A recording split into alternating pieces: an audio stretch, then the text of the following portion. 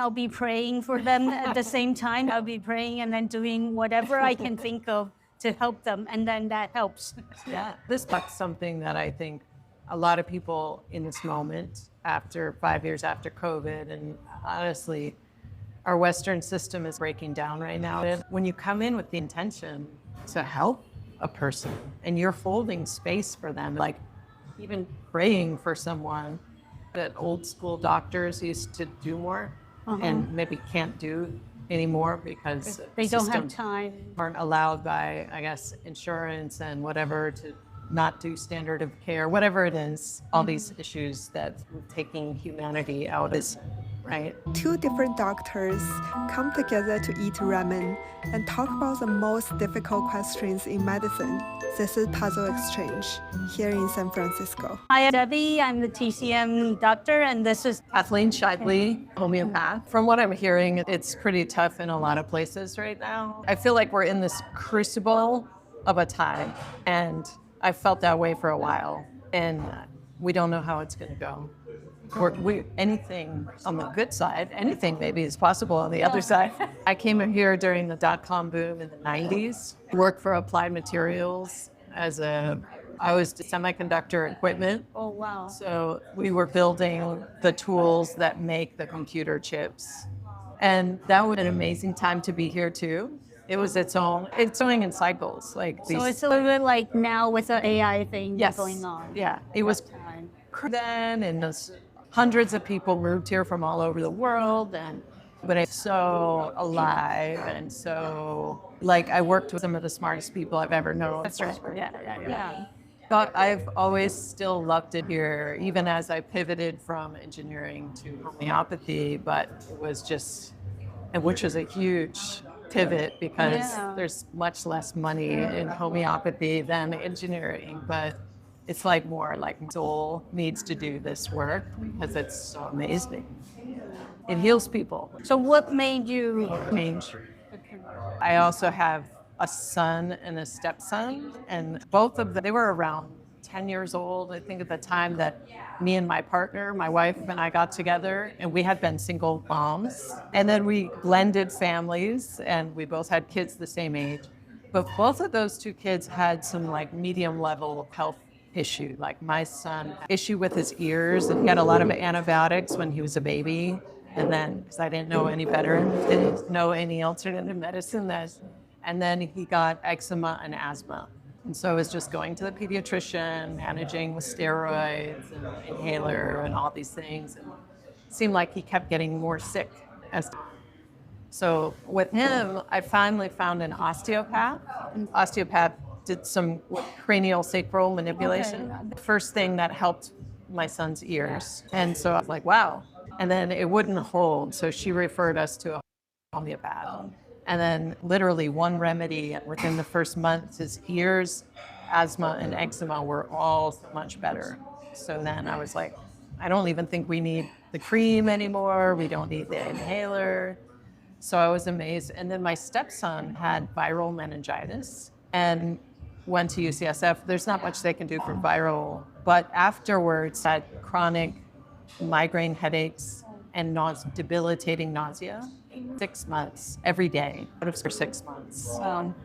And they kept saying, we don't know what was wrong. It's not the meningitis. And now I wonder if maybe the vagus nerve had been tweaked during the spinal tap for diagnosing it. I took him to the homeopath then, and literally as well, within the couple doses of a remedy for the nervous system, he was all better. It was completely old self. And so I was just amazed, and I had no idea what it was. I was so impressed that I was I have to learn more about what this is. And so I went to a talk, and then I was I have to study.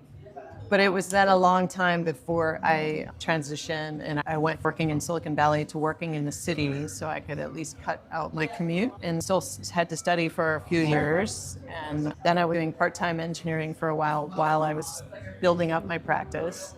And then eventually, it's a long journey.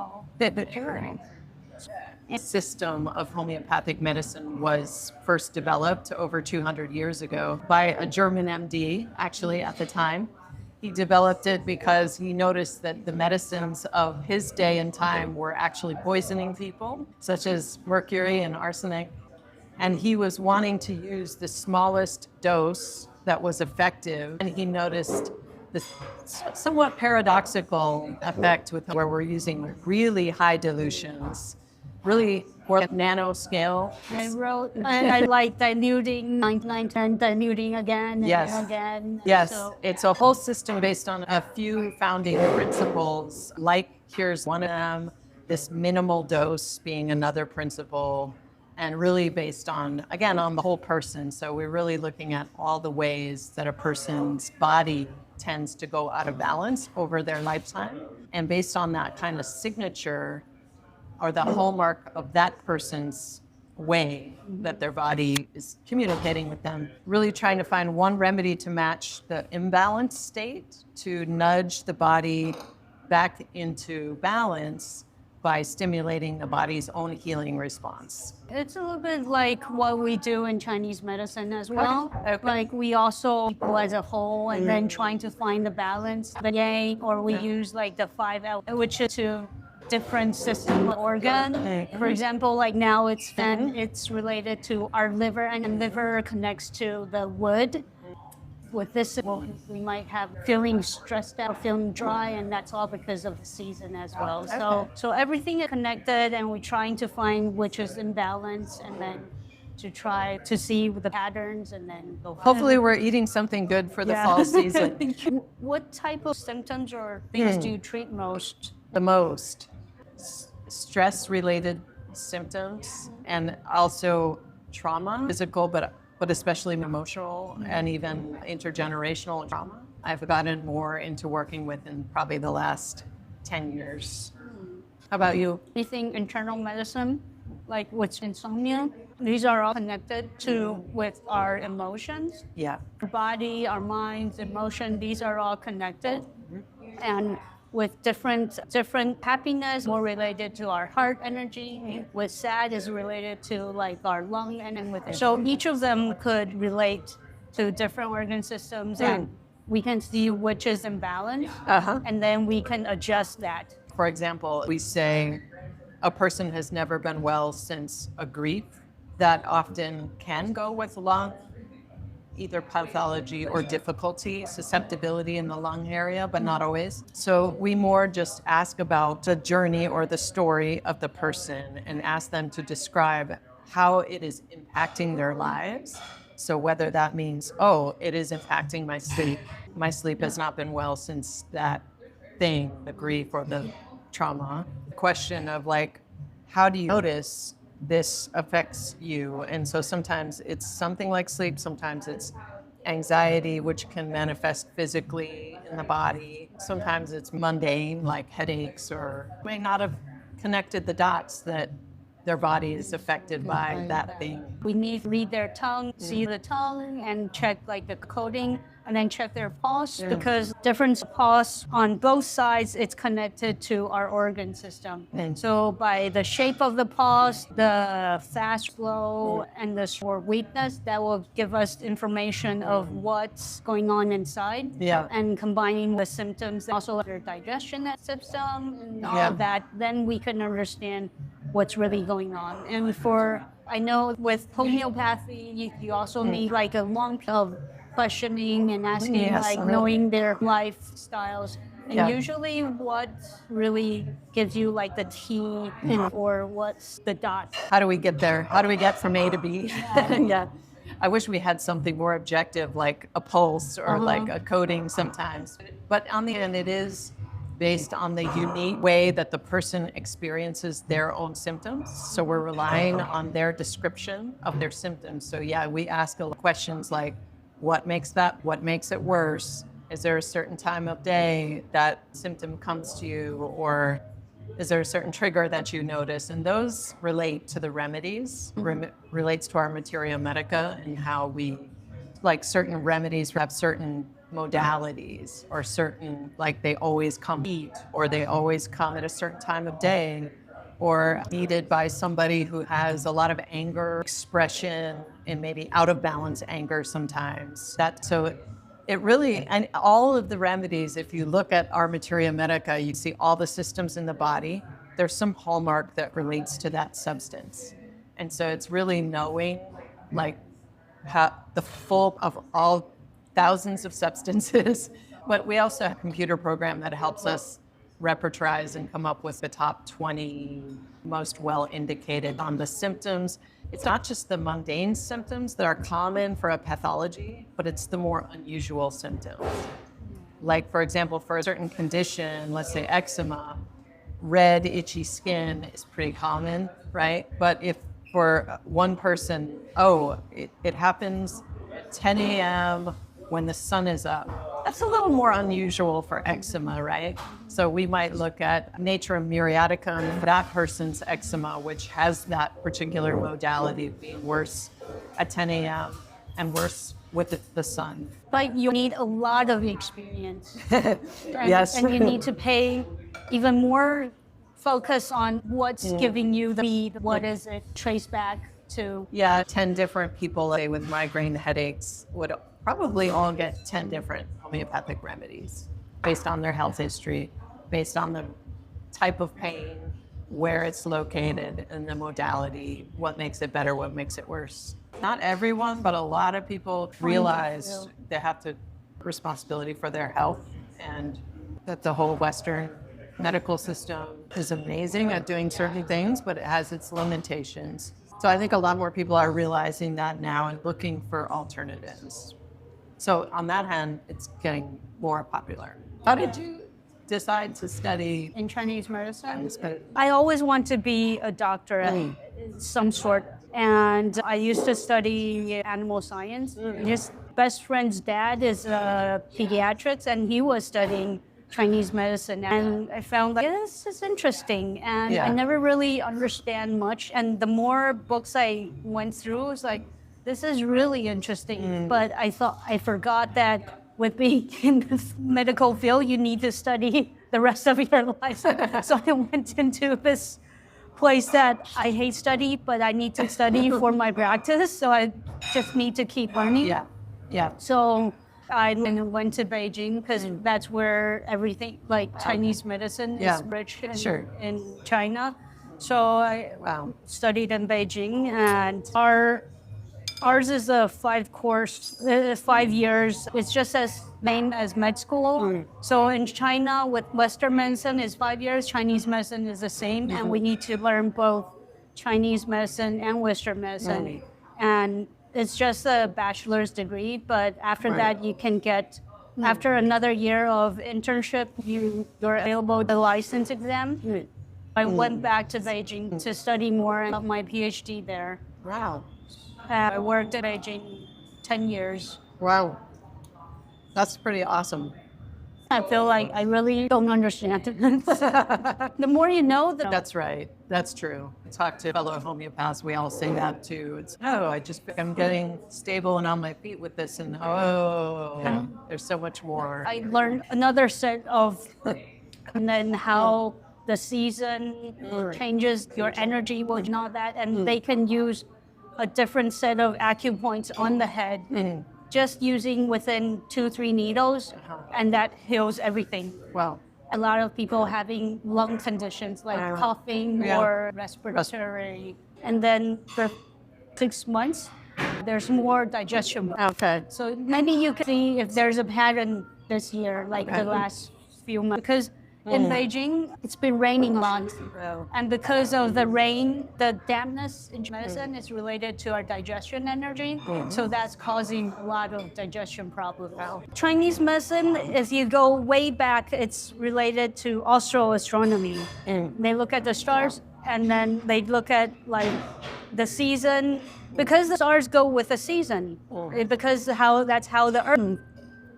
And that's also related to when do you start growing the crops and all that. I know, it's just because we don't quite understand the whole thing yet, so that's why you feel it's missed. I haven't mastered this, so I can't really explain everything. Absolutely, especially because the dilutions are so small.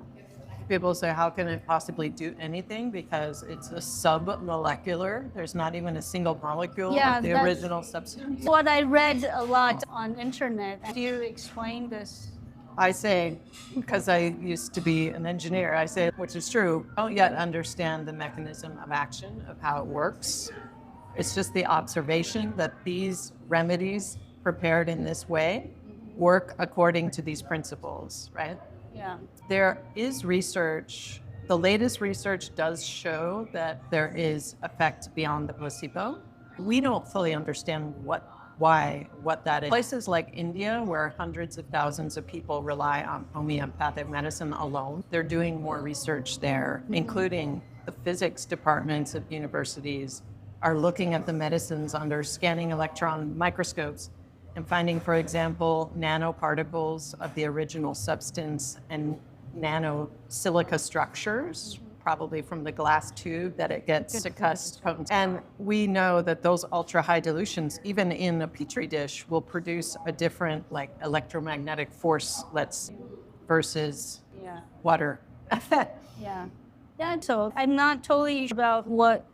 So when you prescribe like a certain medicine, like a mix of different thing, or is it just there's substance? When we prove our substances, a healthy person who doesn't have health issues, if you can find such a person. Another interesting thing about homeopathic remedies, if you take a remedy repeatedly and you don't need it, it's not indicated for your symptoms, you might start to actually prove it's not really true illness, but it's like discomfort. It's like symptoms coming out. Oh, interesting. So it's more like the body recognizes it and starts to produce those symptoms. So, the provers would write all those down, and that's how we know what it can help people with, because there would be common ones that come up for multiple people. Yeah, but only when they know they're going to do that thing, not much just for general. Yeah, that's quite different, like what Chinese medicine. Like now on a couple of days ago was Mid-Autumn Festival, but at the same time it's already called like the cold. So it's like starting to get cold now, and then probably in the month it starts like the first snow something. So like with different season, within these weeks there will be like articles on the link or on the internet telling people, okay, now with this, you should start taking this to get rid of that. Or for, like I said, now it's fall, we need to take a lot of care with our lung energy. We need to take eating pear, whitewood here, like the Japanese yam, anything that is good for your lung. Nice. And then when winter comes, take anything that warms you up, or take like black, because black is related to our kidney energy. Oh, nice. So it's like eating black dates or that, and that will be warming up your kidney energy and warming up your body. So that's beautiful. I wish it was just engaging for them to be more proactive, to take care of themselves. And I think one thing we see is that over time, if you have taken a constitutional remedy, people do tend to get less susceptible to getting, even if they tend to get colds and coughs because of their body, nature of the body, whatever it is. Usually with a good constitutional remedy, then they get that thing much less often, a lot of people with trauma, do you need to do some work like a psychiatrist? Like you need to dig deeper or something? An interesting one, because people are in different phases of being ready to actually, I much prefer if they're also working with a therapist as well. Yeah. It's actually a couple of therapists who refer to me, and they understand that like they're working with that person, but I would say if that seems like there's a stuckness, if the story keeps being the same and there's a stuckness, homeopathy can help get unstuck. And so then they would come and we talk. We're not just going through all the details. It's more like really trying to, the substance, again, symptoms, which we do have some that are really well indicated for when people are having more like PTSD symptoms or just been severely by a trauma. Maybe they still feel afraid. maybe they have trouble sleeping. So we're talking about sleep. But yeah, then work with some of the that are better indicated for those. And we're usually working higher potencies for trauma, which means it's more dilute in the homeopathic world. Yeah. Yeah, so in homeopathy, every time you get more, it works stronger according to homeopathic principles. So the more it matches up with the uniqueness of the person, the way their body expresses, you could just keep diluting that substance, maybe for forever, I don't know. And it will act stronger and more on the mental, emotional, spiritual. What we know is it's not working like a drug because it's the opposite of a drug. Some people say that. They say it's like a medicine or essence of the substance that gets retained in the water or in the water mixture that it's in. Yeah, I read about there's like a memory of the water or something like that. One theory. We don't know. We know are the nanoparticles and nanostructure from the silica. How much of it is like spiritual and how much of it is like actual?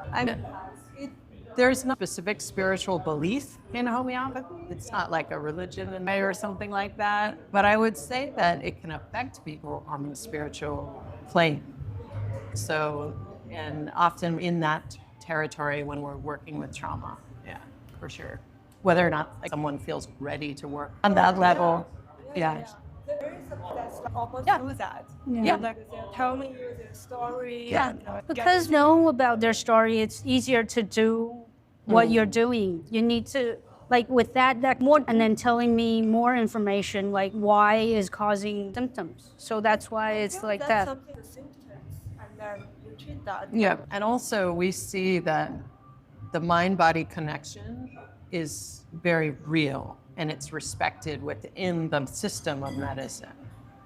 So even, for example, when you say, oh, every time I get angry, I feel pain in my liver or pain here or certain, and they relate to the medicine they need, yes, but also it's like you want to see a person getting healthier on the mental, emotional level.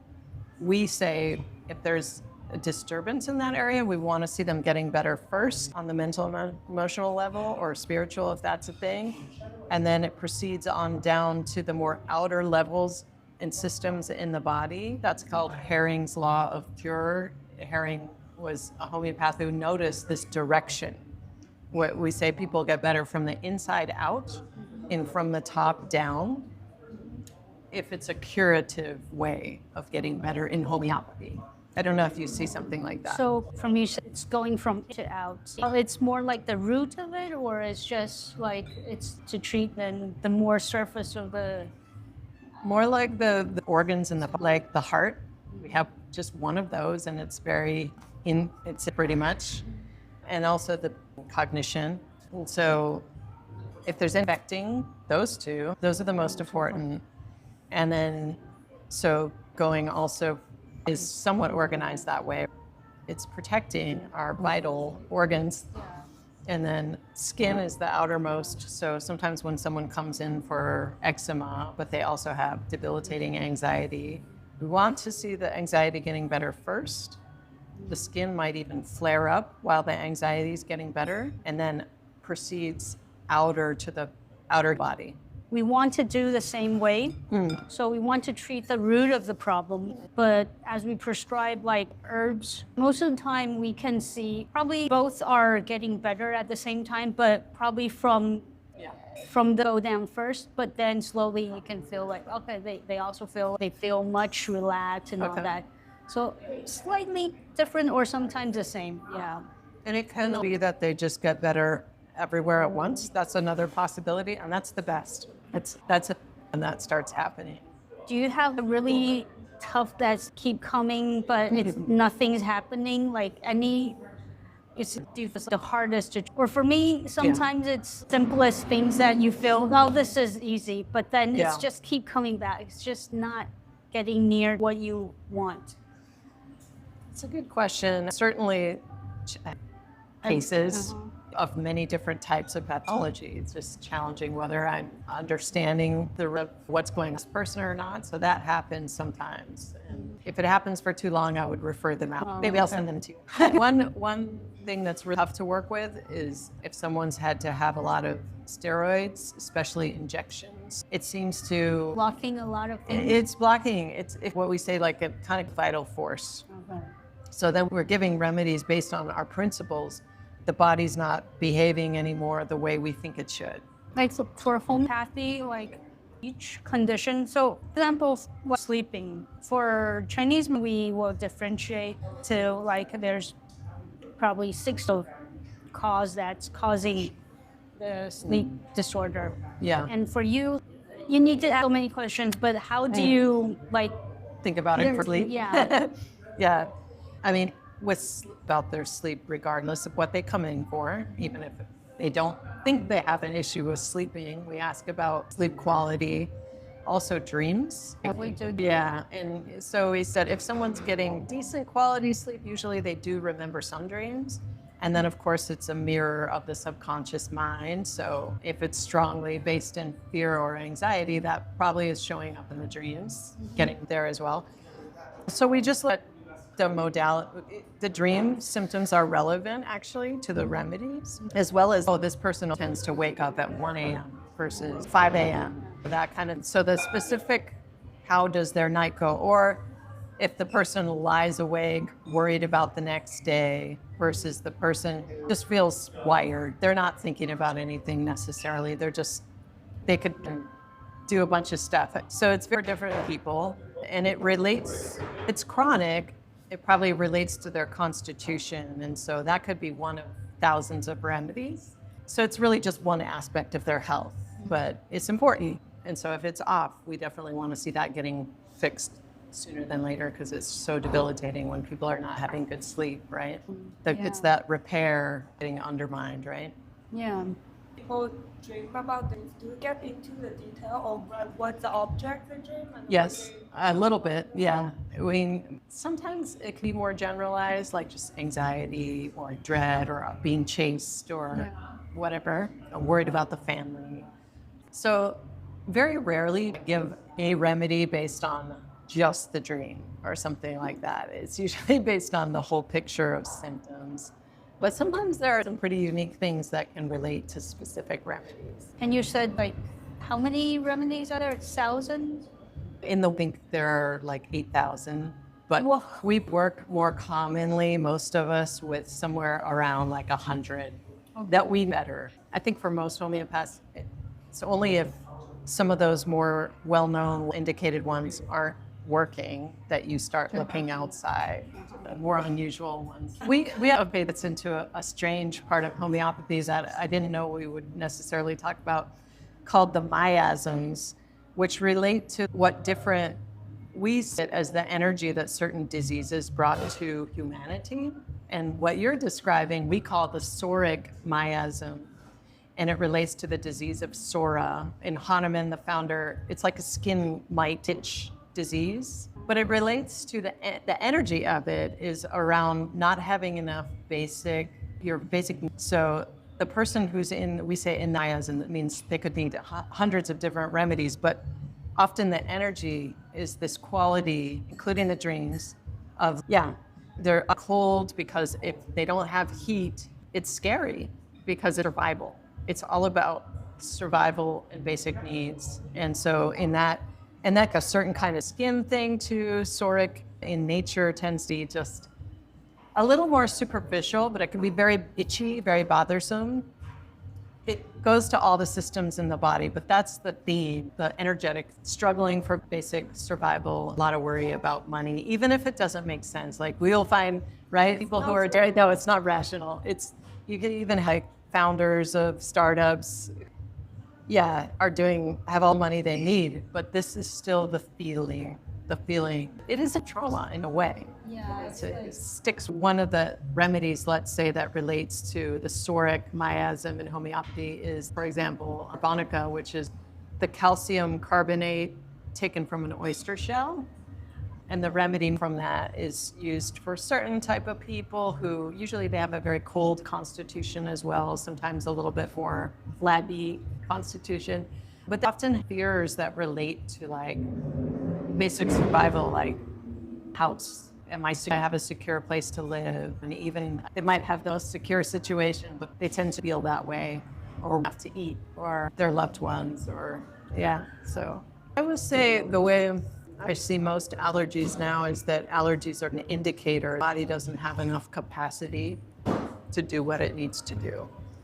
Like seasonal allergies, I think for most people are just like, we don't necessarily have to have them, but when our body is overloaded trying to deal with too many things, we can get allergies.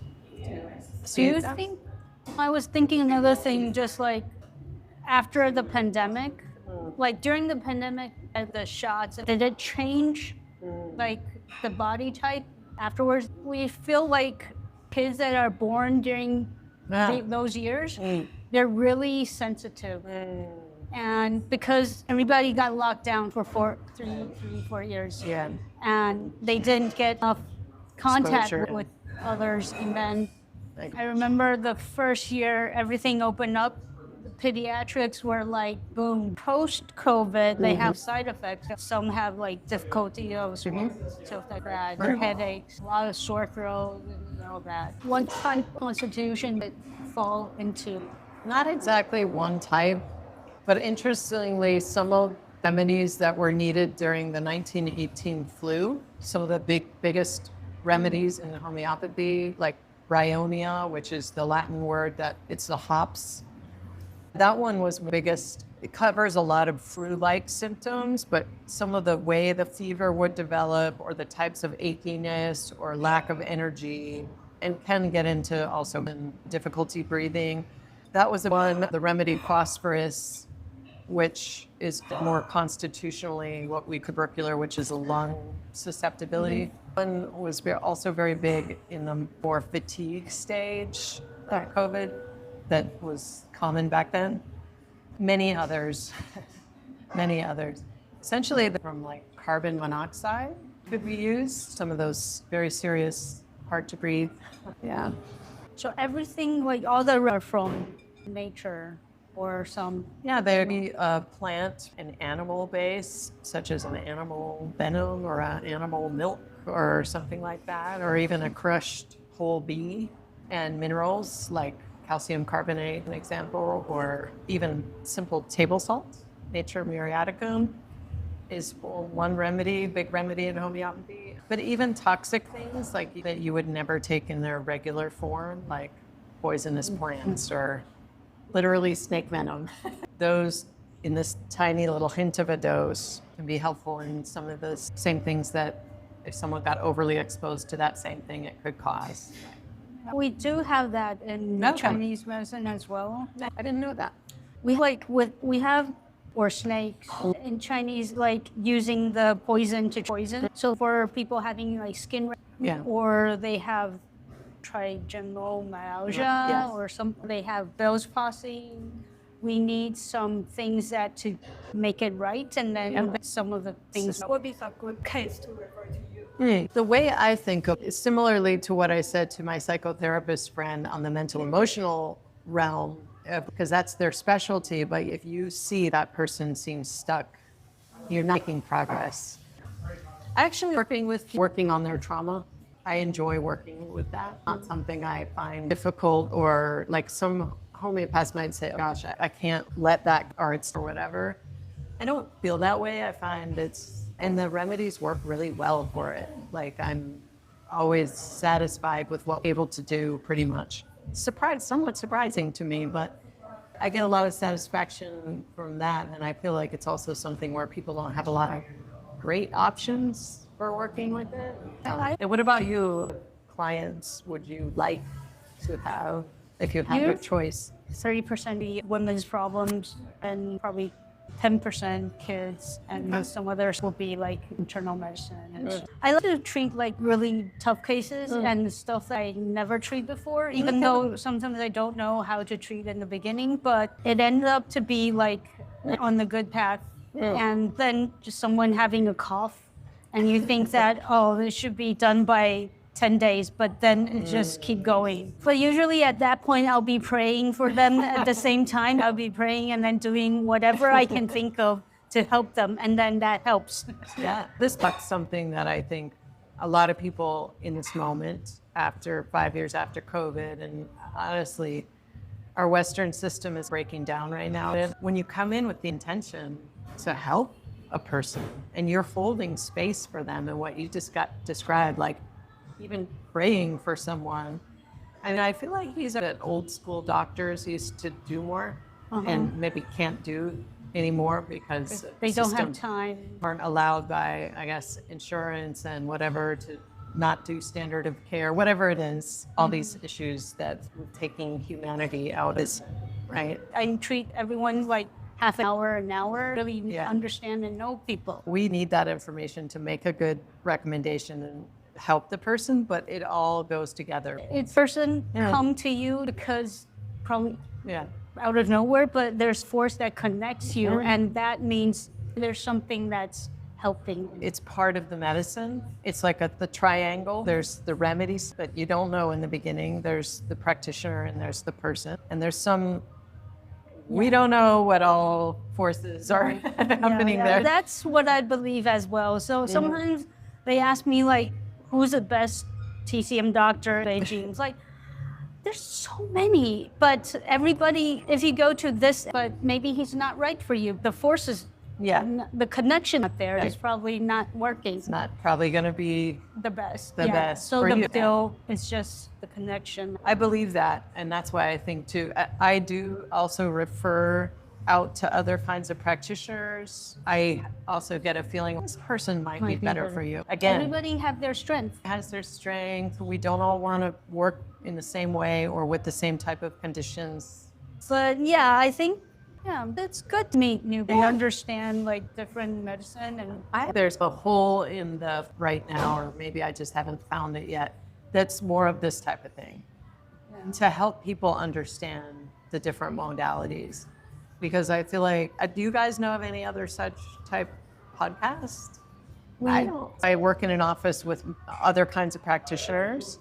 So Chinese medicine, massage therapists. There's one. What I notice is like most people are a quick lunch, like eating a small amount of, and then back to work. you don't talk or you don't. We talk, not but much. it's not like relaxed. It's like very I work 5 days, but 3 days in one hospital, and in there it's on the care. Okay. So we're a team. So the OBGYN doctor, there's a nutritionist, there's 2 physical therapists, and a psychiatrist. So we usually have lunch together, and or like in the morning we get, because all the ladies are guilty. We don't need to do the rounds yet. So we go to the office by 8:30, but we usually just chit chat until like almost 10 o'clock. Yeah. So in the beginning, that 1.5 hours, we'll be talking like, what's the drama in the war, like room, which this lady had, her husband is like that, and then she has these kind of problems, and that is my husband or her mother-in-law or whatever is doing that. Yeah. But by that, and have our customer service with us.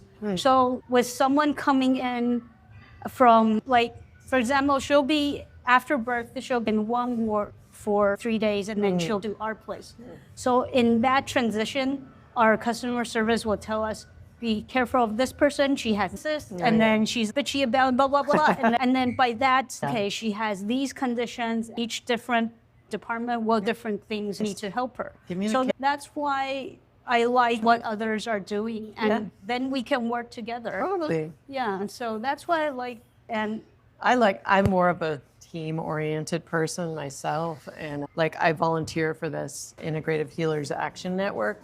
We work more with people who have been evacuated from wildfires, and also now first responders as well, or with trauma. And we were working with the LA firefighters this past year, but it's more based out of Sonoma, and so it was since like 2017. But so many do ear acupuncture there, and homeopaths and naturopathic do work with like glutathione and other kinds of methods. And anyway, but I love that. One of the reasons I love doing that work, it's satisfying, but also like we work more as so we communicate with each other. This person may need you first before anybody puts hands on this person, or trauma informed and communication with the team. Honestly, I would love to work that way more at the time. Like I wish I either that turned into more of a got funded and I was more full-time doing that, or I would love to see an integrative clinic where we work alongside each other. Yeah. The thing I've seen that volunteer work that I do, even though people are in trauma there because of the situation, they love the premise. And in part of that, we go to them. So we're there in the firehouse or whatever, and so they're comfortable in their own environment. And they're more like a tribe anyway. But they love, be like, we're also like a tribe. We came to serve them. And so they're just like, wow. It takes away some of the associated with, they don't feel like something's wrong with you, you need help. Because anyway, nobody wants that way. People are preying on the person in a way. Yeah, exactly. Which I feel like what's happening to us with the media Yes. in every direction right now. The algorithm. Yeah, and people are getting tired of it. I think people are recognize that like we're being played in this way. It's not good for us. It's literally not good for us. It's making us sick and making us less human towards other people. So I feel like it's a type of illness in and of itself. Yeah. But I think if we can learn how to recreate this environment that feels healing to people and they feel our heart is in it and it's a collaboration and they feel empowered to take care of their own health, partnership with us, but it's not like we're telling them what to do. But obviously we need them to be partner with us. And so that's the person that I like to work with. I think probably like most of us is like that person who's ready to do something and not just show up and be like, fix me. Yeah. I feel like I'm done working in that way, like for the person who just wants to over and over again show up and not take any responsibility. Yeah. It keeps me, yes, but it's not satisfying. I feel like I got out during the pandemic and then I realized what wasn't working in my practice, certain types of clients like that. Yeah. And then I just shifted my intention, I think, around who do I really want to work with and who should find me. And I feel like that's working. So it was interesting. Yeah. The doom and gloom part is that a lot of the systems are breaking down and even some of our societies are breaking down. But I feel like with those great challenges is great opportunity to build something new. Yeah. And I do think we're a part of that. I think this is the time for our kind of medicine. We need all of it. I really do think something got so broken that we're in the world now. And it's up to us to build up the new way. Yeah. You know, what else can be great? Yeah, I'm very glad all are here for however long you're here in San Francisco. I just love it. I don't know. I've just met so many cool people that come here, continue to come here, and then people don't always stay, but that's okay. But like, it's just so great that you come with, and who knows what's possible, right? Yeah. Yeah. Thank you. Yes, Really thank nice you. meeting